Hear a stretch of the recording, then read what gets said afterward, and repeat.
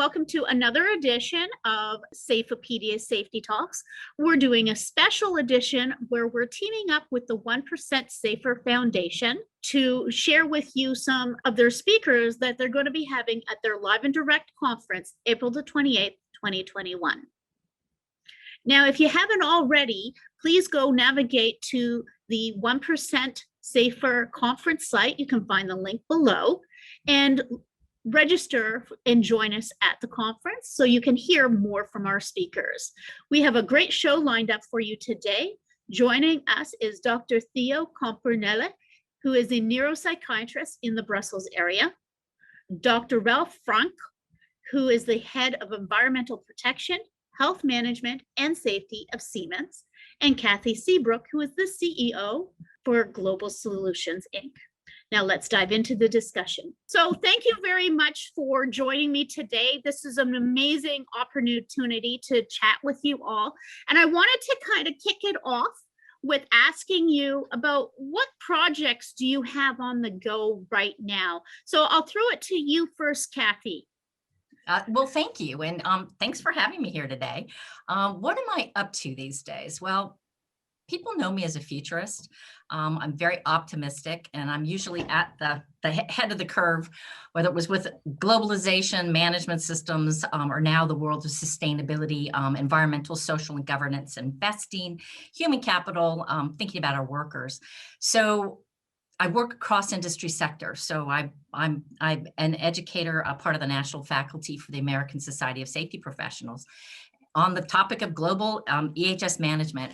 But I think what is really important for this discussion today is I've been working in the steel industry for the past 4 years, really on integrated management systems. And you know what my 1% safer section was about was really understanding the business environment in which we as safety professionals, as business leaders, are actually operating. So integrated management systems, I've been involved for the past 4 years of actual implementation, and literally and 2 separate divisions for this steel company, 100% engagement of their people. And the leader is holding the vision of safety, operational, commercial excellence, all coming together, these interdependencies, which, you know, we'll all talk a lot about today. So I guess that's the exciting things I'm doing. I'm getting ready to work with a very large technology company, and they're looking to implement a management system. So they're looking at 45,001. So I've been very active in that group, so helping them with that. And then we're just doing some work with a board and a their C-suite for an energy company to try to help everyone understand the value of safe and healthy workplaces and the people that are working there. So that's a little bit of what I'm up to these days. Fabulous. And Ralph, what are you doing? Yeah, I mean, like Kathy, I'm also responsible for the environmental topics in our company, but I'd like to talk only about the health and safety topics right now. And here I'm still busy with the COVID crisis management, and currently with the question how to vaccinate our employees and to come up with a vaccination strategy for mainly Germany. In all the other countries, it's up to the local requirements and circumstances, and but that's pretty tough, yeah, because of lack of vaccines and public discussions around the topic. One vaccine works and another not, or yeah, so many things where we need to educate people and to also make sure that our employees will get the vaccine as early as possible. And in the course of the crisis management, I mean, we accelerated somehow mobile working and working with digital and virtual devices and tools, and this caused somehow the discussion in our company. How does the new normal, so we call it new normal, will look like? And here we said, okay, we will never come back to the situation like before the crisis, and we will have at least 40 to maybe 60% of office work now moved to mobile work. and what does it mean for our employees, and then to come up with a concept how we, from a health and safety perspective, can support leaders to lead people remotely. On the other side, how to support our employees to organize themselves better, because many are not able to organize themselves because they're coming from a very well organized environment in the office, starting at 8 and finishing at 5 or so, and everything is organized. Now they are sitting at home and kids running around and all this stuff, and how to support them. And finally, we set up the succession program for our EH&S program. So we had the first phase of our 4 EH&S programs from 2015 to 2020. And now we, let's say, extended the program, and for health and safety, we merged the safety program with a health management program, and we call it now Healthy and Safe at Siemens. And here we are striving for, let's say, organizational resilience, how to support the organization, how to support individuals, how to support teams to become more resilient, and finally then and better performing. So this is what keeps me currently busy in the health and safety arena. That's a lot of awesome, great stuff. And there's some things that both you and Kathy mentioned that we'll come back to. Theo, can you share a little bit with what you're doing these days? Well, I'm flying in from a totally different direction here. For the moment, I'm doing 2 things. The first thing is that I'm writing the 4th and completely revised version of my bestseller and long seller, Stress, Friend and Foe. And among other things, it needs a new chapter about stress and safety. By the way, I also work with Siemens here in Belgium on the subject of stress management in the organization. The second thing is totally different, because there with 2 co-writers from the school sector, I'm finishing a book for teachers of adolescents about the interface between the brain and the modern technology. A typical behavior of technology slaves, as I like to call them, is that they're always connected, especially to their smartphone. And this leads to continuous multitasking. And this multitasking is not only extremely inefficient, also for adults, but also very unsafe and even life-threatening. And so in this research I did about the brain and multitasking and that stuff, I got also interested in the idea that the hope for the future was the young people, that they born with screens in their hands are the hope for the future. And there, to my amazement, I learned that I was totally wrong. That becoming digital savvy is a skill, and like any other skill, you have to learn it and you have to train it. And the problem is that the parents and the teachers, like all adults, were taken by surprise, unprepared for the lightning fast evolution of the technology, and they themselves are often slaves of their technology, their mobile phone, especially email and all that stuff, without realizing how detrimental this is for intellectual productivity in adults and learning and safety in everybody. And so that's why I'm writing this book for teachers of adolescents, because one way or another, we have to teach them to become the masters of their apps, and especially the master of their anti-social media, instead of remaining the slaves. So you could say that my point is that to become digi-savvy and digi-safe, we first have to emancipate the children and the adults and become digi-free. And that's what I would like to, that's the message I want to get into the schools.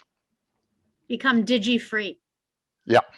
I wanted to kind of drill in a little bit more about what you were talking about, the mental wellness essentially that you're bringing into Siemens for the healthy and safety programs that you're doing.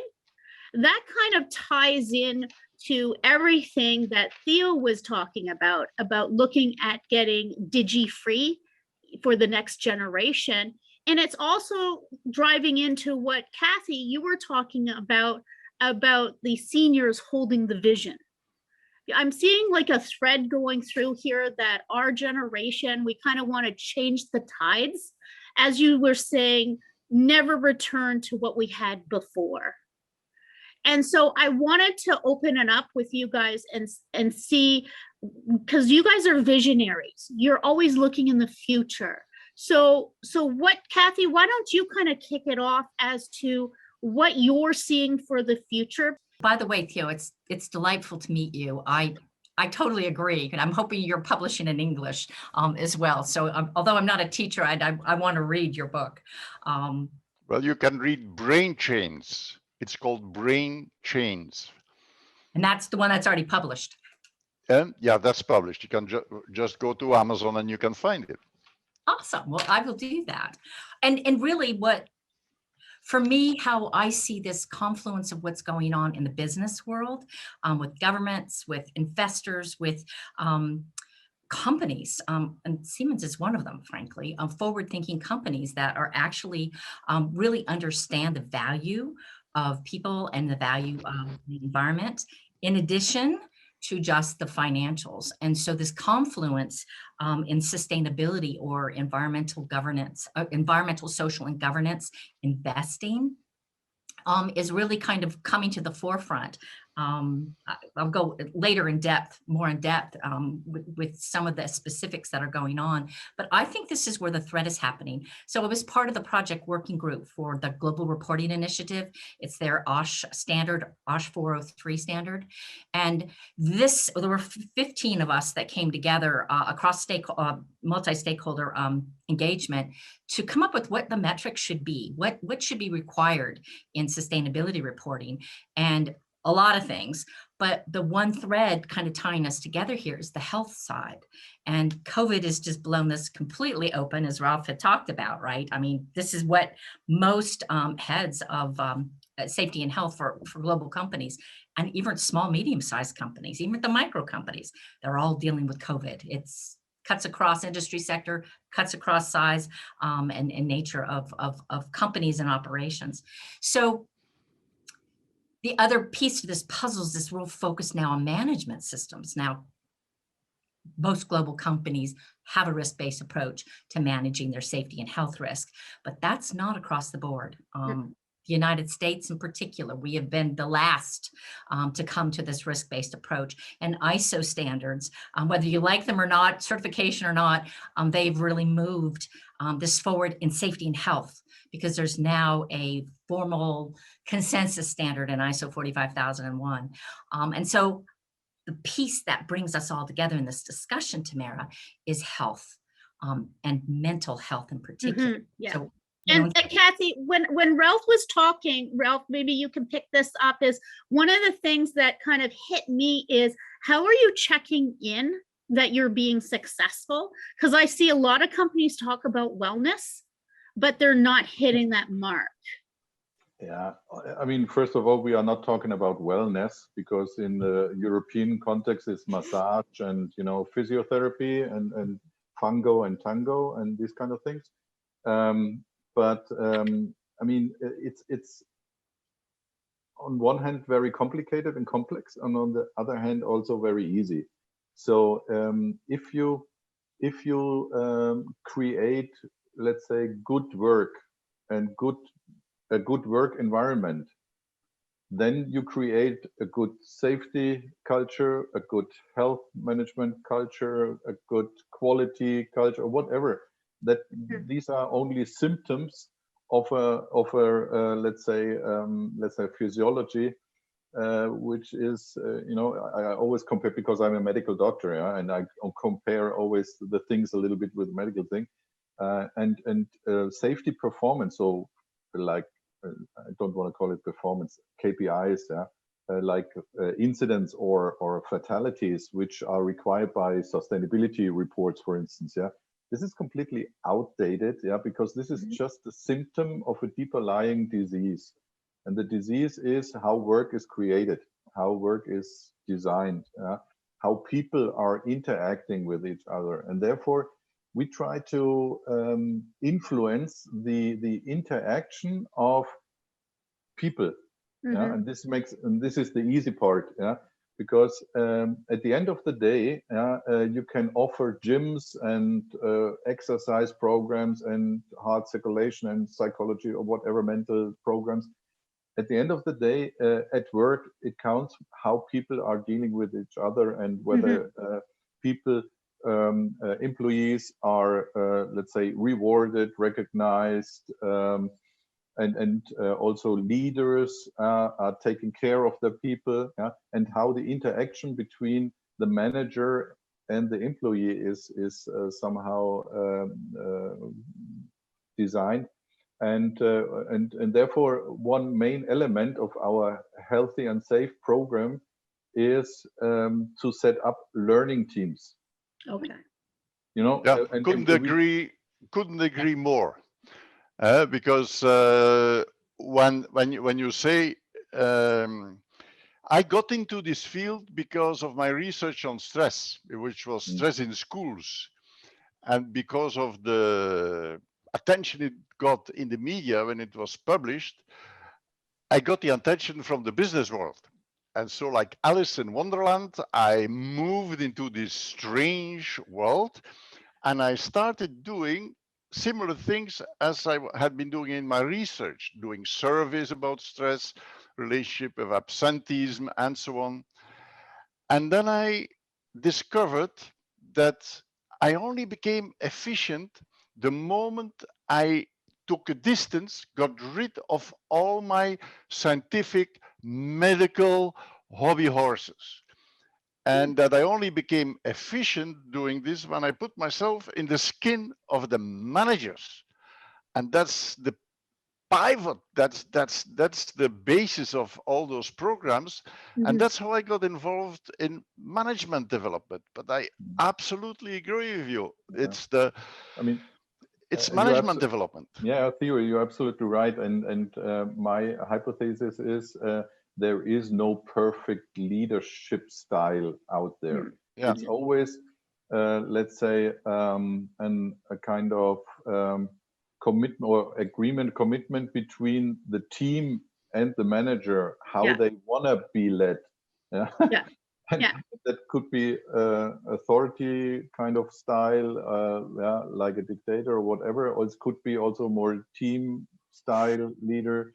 It could be everything, but at the end of the day, it's always the interaction between people, and whether in this group there is a kind of alignment how that should look like. And then the people are happy, and then they feel healthy, and and also the when they have stress or issues or safety issues or health related issues, then they will find a solution for that.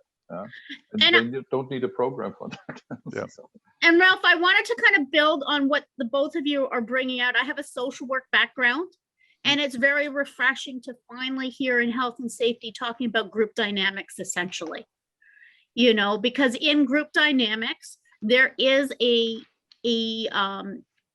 theory that we follow in social work about the life cycle of a group, and when it's starting up, and when it's storming, and then when it gets to the normative stage, which is what you're discussing, the fact that there is a formal leader in a company, right, the manager. But what's not often discussed, and this is what creates a lot of stress, is the informal leader in the group that people naturally will follow. So that's what and it kind of goes back to the human capital discussions, Kathy, that we were talking about before in our last podcast. Yeah, but that's totally, I think all those fields come together there.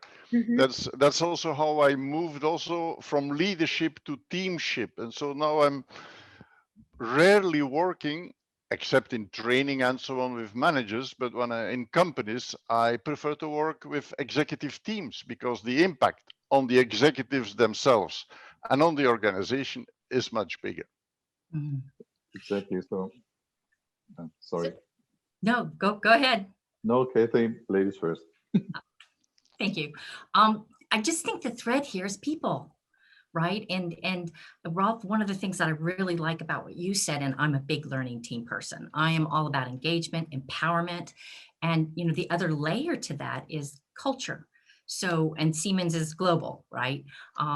So what that looks like in Japan is going to be different than what it's going to look like in Jakarta or Venezuela or, the UK, in Munich, for example. And specifically that concept of hierarchy, that formal and informal, when someone would feel comfortable to actually come up with, not come up with the idea, but actually put the idea out there, and how that team actually works to really mine out the best of that particular team. So I would lay that on as well.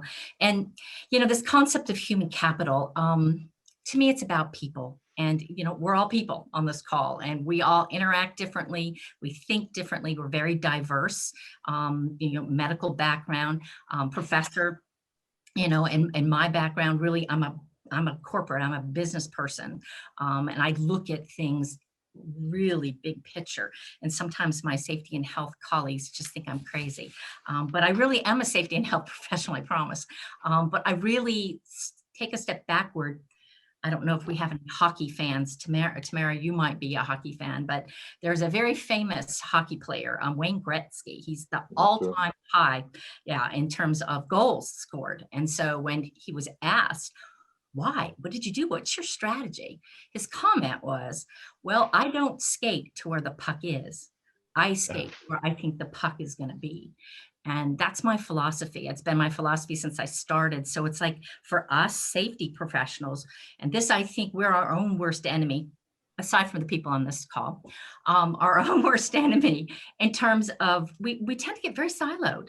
Even some cases in companies, it's safety, health, and environment that's completely separate. And really where that puck is going is integrated, right? Integrate into your company, understand what the alignment, your goals and objectives are, and safety and health needs to be part of that. You are absolutely right. I mean, therefore, the combination of E, H, and S absolutely makes sense. Yeah, and because if you don't have a, let's say, a good environment, a healthy environment, you won't be healthy in that environment. And if you create unsafe conditions, then you also have an negative impact on the health of the people. So finally, it's all about people, and how they act, how they, let's say, do things, and so there's always, and this is, I mean, a human being is a socialized animal, so we cannot live by our own, and that creates also the challenge working with people who are sitting the whole day in front of the screen at home alone, and this is also one of the aspects we need to consider in this kind of virtual mobile working kind of environment, and so therefore, for me, safety is not a separate topic. We cannot create safety, and we cannot create, let's say, environment friendly and company or whatever. So we need to consider it from a holistic view, perspective, and then it starts always with the people. And here, my pledge is always, we need to start from the top. So it starts with the CEO, Kathy, and because everybody is looking at them, testimonial or whatever, and that multiplies then in your organization. But on the other hand, if you create a kind of how's it called, flash mob, so that there is a kind of down top initiative, then you can also influence something, but that takes a little bit longer. That's your learning teams, right? That can help that, right? Because you're empowering the workforce. Yeah, no, I absolutely agree with that. And, just something just to touch on kind of building on what you're talking about, and Theo, I think this ties right into you, is this second wave of the pandemic, you know, is being said, it is the mental health side. It's, Ralph, exactly what you said. You know, we're all working virtually now, forced to work virtually in many cases. And so what is that doing to our day? And I mean, I'm here in New Jersey in the United States, and we have just had record snow. So not only do we have pandemic, but we are, in most cases, we're not locked down. You can at least walk, but you can't even walk around here. So, I mean, that whole mental health piece is really going to start coming out, and the companies are having to start dealing with that. That, in addition to ergonomics. So, Theo, I'm sure you have some thoughts on this. Well, yeah, I wrote a little text on this. My clients asked for it, and I named that text about this issue: how to stay sane in an insane world. Yeah, how to deal better with the stress of a COVID pandemic in a lockdown or a partial lockdown, working from home and video conferencing. And there also I discussed the stress balance, the demands and the competencies, the balance between those, about how people abuse their brain, but because they were already too much connected to be efficient, and now it even got worse. So there are, and then also the stress, the Zoom stress, and the things you can do very practically to deal with Zoom stress. So I think when one of the major things also in coaching managers and executives dealing with the situation is that more than ever, they have to learn to do batch tasking. Yeah, more than ever, they should disconnect. And so they have earmarked time for thinking work that needs your thinking brain. Then they have earmarked time to do all the messages, earmarked time so that this creates rest in their environment and gives them a feeling of being in control. Half of the problem is pushed on us, but there is another half that is under our control. And sometimes people don't like it when you say that people have their own responsibility in the way they handle this. And sometimes it's a lack of knowledge, it's ignorance, but you cannot put it all on the way what the pandemic forced on us. There's a lot of things people can do, and there's a lot of things that companies can do to help people to deal with it better. So it is a responsibility of the people, it's a responsibility of the companies. And then, of course, there is this coronavirus that fell out of the sky, and there is nothing we can do about the pandemic except following the rules. And people forget that those rules are also important for ourselves, because if I follow the high rules of distance and hygiene, if I follow those rules, it gives me a feeling of being in control. It gives me a feeling of doing something for other people. Yeah, and so it makes me function better and healthier. See, I think it's interesting that in safety, we always get back to that technical discussion about the tangible things we can do. When we're talking about stress, though, to me, a lot of that is intangible, and it has to do with the interpersonal relations that occur in an office. So when you're saying stress and safety, I kind of wonder if there's something that we need to be also working in there about the human dynamics and the healthy or safety around that. What are people's thoughts? It's not a secret. So there is a saying out there: you select a company and you leave a boss. Yeah. And this I think describes this very good. And and here again, for me, how you perceive the the leadership of your boss, is a kind of a consent in the team, and you need to. And for me, what is really important is that leaders have a certain ability to be empathic, to put themselves in the shoes of the employee, and to think about what kind of impact do I create with my, let's say, decisions or orders or whatever kind of announcements. On the other side, to have a certain feeling for or sense for problems which could occur. So to see how to lead that people stay healthy, how to detect in a very early stadium that there is something going wrong, and then to know what to do then. And also to maybe say, okay, I have no solution, but maybe we can together work on a solution. And this is, I think, the main the main aspect we need to consider in the context of good leadership. That leaders who lead people, name it maybe that they have the hierarchical, let's say, reason to lead people, or they are the informal leader. So people select their leaders and they listen to certain people. But I think the main element we need to encourage and to foster and empower in companies is to create a space, a room for continuous dialogues between people, and especially between leaders and their employees. And this is what I mean with learning teams, or like this dialogue rooms. Can I just build on that? Because I think Ralf is just spot on.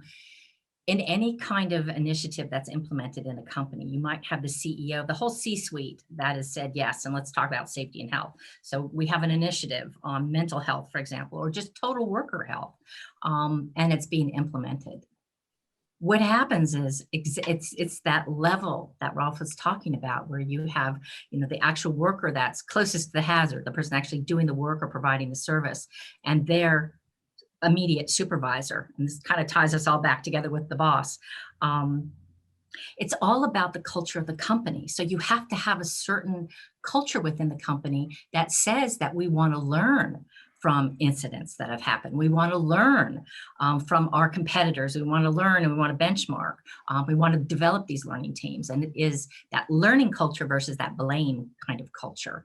And not every company has that, but that really is the movement forward. And as from my perspective, listening to Ralf, that's where that disconnect stops. So if you're implementing an initiative, typically it's that level where there's a disconnect. And so you might have all the best safety and health processes and programs, systems in place, but if the expectations are not set for that boss to do exactly what Ralf is talking about in terms of having that empathy, really thinking about that person, and especially in the time of COVID, right? To be able to say, yes, I understand you need some time. Your son might need extra help and you need a day, to take a day to do that because they're going through something. It's that little thing that builds trust. And I always talk about bridge building and talking about, building those relationships.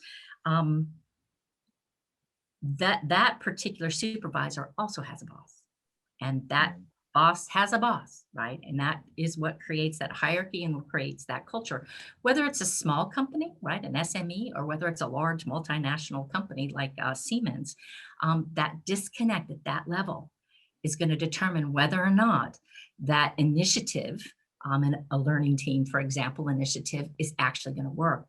But again, as we keep talking, it's all about the people and how we're incented in our organizations and what is the expectations, and those expectations coming down to what's in your job description and what your boss is telling you, right? So something very formal, and then something that informal culture, that wink, wink, nod, nod. Well, I know we're supposed to do it this way, but yeah, right. I mean, I'm doing that job probably almost 30 years, and what I saw is that in companies, or let's say in units, departments, where it doesn't work is where the top management says, hey, there is a doctor or there is a safety specialist and he or she is responsible for health and safety, and they do it, or they set up a program. And so we do a lot of things for the people, but in the daily life, people are experiencing something completely different. So in times of restructuring, here it counts. Here people experience how the culture is really looking like, and whether they will be treated fair and these kind of things. And after a restructuring program, you always have the victims, which have who have to leave, and the survivors who experienced and perceived what happened, and that creates a damage for years. If you are doing that in let's say in the wrong way. And here it really counts whether you have a good culture or not. And then you can have programs like Hello Gyms or whatever. That doesn't make the trick. Absolutely agree with that. Yeah, I was it really resonated with me what you said, Ralph, about never return to our previous in the beginning when we started talking it. And that's really important to me, because I think previously, prior to COVID, there was a lot of unhealthy workplaces, a lot of toxic workplaces, to be quite direct. And so it would be really interesting to hear from the three of you about what your recommendations are in order to navigate into more collaborative learning team environments where, the generations to come, they feel included and belonging in the workflow. Yeah, maybe I can start. I mean, first of all, from a company perspective, you need to set the frame conditions, the framework, for all the different aspects, like what is maybe what we are doing in the course of the new normal. We set up a project which developed a process how teams can discuss and define their optimum working kind of style. How they maybe they want to work more remotely, maybe they want to work more at site or co-working zones or whatever kind of. So every team has to find their optimal working environment, and then that needs then on the other hand also some tools which need to be prepared. So let's say virtual tools, how to connect virtually, or how to conduct a workshop virtually, and or even at site, how that should look like. So to have more conference and co-working zones rather than desks and chairs, and also then the support.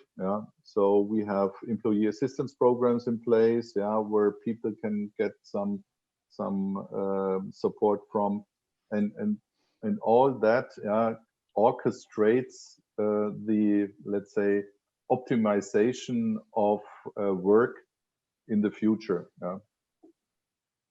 So I'd like to build on this. For me, it's about alignment, and this is in my experience, what I've seen. It starts with leadership, as Ralf has said, absolutely starts there, and then it trickles down. But what if you don't have a Siemens? What if you are in an organization that just doesn't get it? The leadership doesn't really understand. And this is where, this is my 1% safer blurb, was really about companies understanding the value of people. So, people are at the core of every thriving business, right? And their ability, tying the alignment, their ability to contribute innovation, new ideas, the learning teams, is influenced by their health, safety. And in many companies, they do look at well-being. But if you don't have the health and safety first, the well-being is like, it's just a Band-Aid. I totally agree with Ralf on that. But this alignment, this idea that if the leadership doesn't understand the value of these people working, and there are many companies out there on many, many companies. So it's this idea, and what we're seeing, what are the motivations for the leadership to start thinking that people are create value for the company versus they're just a cost and we need to downsize them. And that kind of is the starting point. And once leadership gets that, then everything else really does flow a lot easier for safety and health professionals and the organization, the operational side of the house. But what I want to point out is there are motivations, there are stakeholder expectations that are happening in the world, there are customer expectations, regulators, there's expectations in terms of health and safety. And many companies are very insular and they're only looking internally, and they need to look externally. And what we can do as safety professionals, because we're learning this, is to help them understand that, guess what, Larry Fink, heading BlackRock, which is a well, it's US-based, but multinational investor in assets around the world, has just come out with his 2021 CEO letter. And this is to CEOs around the world that their BlackRock, which is, I think it's 8.6 trillion assets under management, is looking to invest in. And they're looking to invest in organizations that are managing climate risk and the social side. And people and communities and health and safety are all under the social side. And obviously investors are looking for transparency and public reporting, but in terms of our organization, it's around decision-making. And if companies start to understand the value of people, and these external, including customers and their expectations, are saying, this is important. We're not going to give you the bid if you're a contractor. You're not going to get the work. If you're a company, we as a customer are not going to buy from your company unless you are looking at your people. And again, COVID has blown this wide open and helped us to understand that business continuity is an issue, and that tied right back to people and tied right back to their health in terms of COVID. So it's this alignment and this connectivity and the bridge building. And I don't want to dominate this, but we're talking externally, but then there's the whole piece that Ralf had talked about internally, where we need to build bridges with the HR people. We need to build bridges with our corporate communications, our investor group within our companies. Safety and health people never think about that, but we really need to get inside their heads, know what they're thinking, and talk about risks and opportunities, because that's what we do, right? But Safety- Tamara, you Yeah. used, I would become a little, I would like to answer your question very concrete. You used the word toxic work environment, and a lot of working environment for professionals are toxic because they don't take into account how the human brain works. So there is, and the most toxic environment is the open plan office, for example. So this is utterly ignorant or utterly stupid to organize work in such a way. So it's not, I totally agree with all the importance of the relationships and so on, but you should not underestimate the impact, the important, incredible negative impact of the offices. And maybe, but I'm not convinced about it now, that a lot of people have been working at home, and so they long for the office. I don't know what's going to happen, but one thing that should not happen is the return to these horrible open offices that some people call brain warehouses, brain jails, brain torture chambers. It is a very concrete aspect of the working environment, and it is a total disaster, a negative influence on the intellectual productivity of people. So I think that look at people, look at the relationships, but a good office where people can focus and can concentrate and not distracted all the time. Now it's about every 3 minutes distracted. So, okay, let's look at the people, but let's not forget that there are really toxic offices, and they are built. Why do people keep building them? I don't understand. Yeah, the title of the little book I wrote about it originally was "The Open Office is Naked." Yeah, the emperor is walking around. Oh, look at our beautiful offices, and they call them in German and in Netherlands garden offices, and they are a total disaster. So I think yes, we look at the people, we look at the relationships, work organization, but just the working environment has a big impact also. Yeah. But again, here, Theo, I absolutely agree. We let our people design their working environment. And for instance, my team, so I was completely out of the game. I let them design their office space, yeah, and they decided how many think tanks they wanted to have, how many open desks they want to have, how many co-working zones, whatever kind of. And after 2 or 3 years, they just said, "Oh, it's not so optimal. We need to change it," and then we changed it again. Yeah. So and this is, you know, a kind of fluid and agile process, and we will change it again after the crisis. I can promise. Great. Well, I use in my workshops, I use very often without, well, usually I mention Siemens. It's an experience I had at Siemens here in Belgium, where all the offices, it's like shoe boxes, and they're more or less the same size. And then they let the managers to decide exactly as you say, together with their people, how are we going to organize these offices? And so the first time I visited, I had this experience that I entered the first office and it was perfect. It was like a library environment. It was the people were behind their computers working, and when somebody started calling or talking non-verbally, he was directed in the direction of small rooms where they could talk and phone without disturbing the environment. It was a perfect environment for brain work. And then I walked up and down and I came in another almost exactly the same design.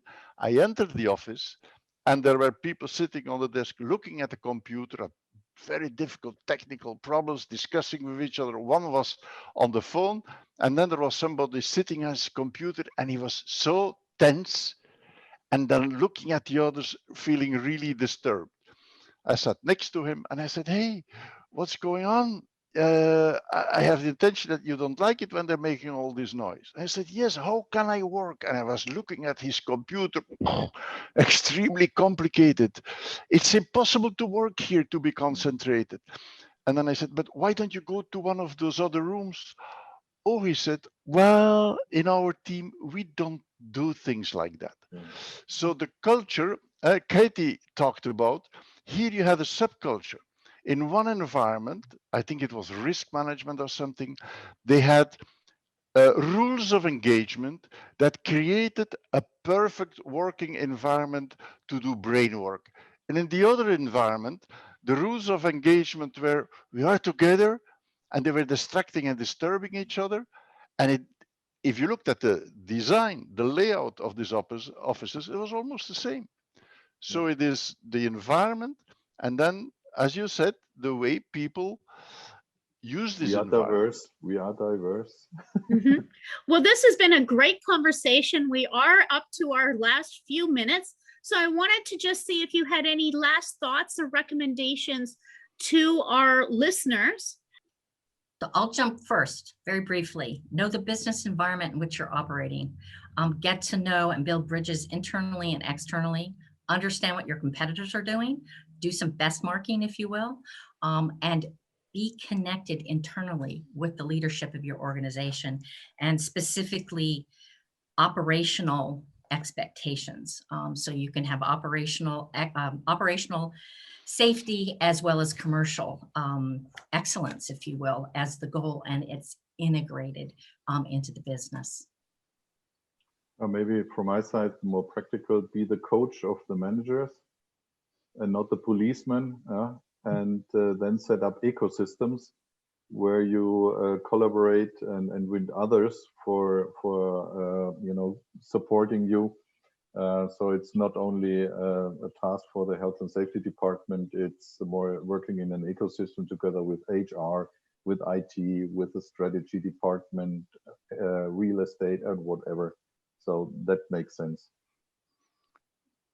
Okay, well, I think that there is, I'm a little bit obsessed by it, another opportunity, which is not about 1% safer, but about a lot more. And I just read in the newspaper that in France, 20% of the deadly accidents, road accidents, are caused by people using their phone while driving.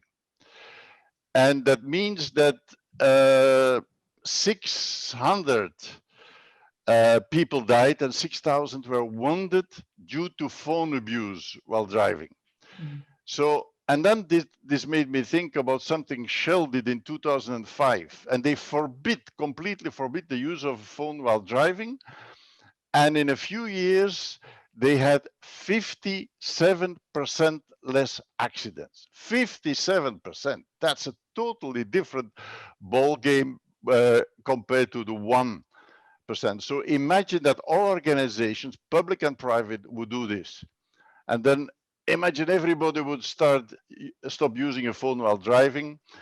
The result in France will be 600 less unnecessary deaths and 6,000 less easily avoidable wounded. So, and then returning to the 1%, imagine only 1% of the French stop using a phone while driving.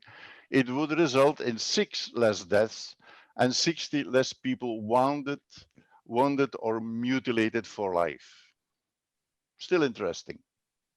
But I would go for more than 1%.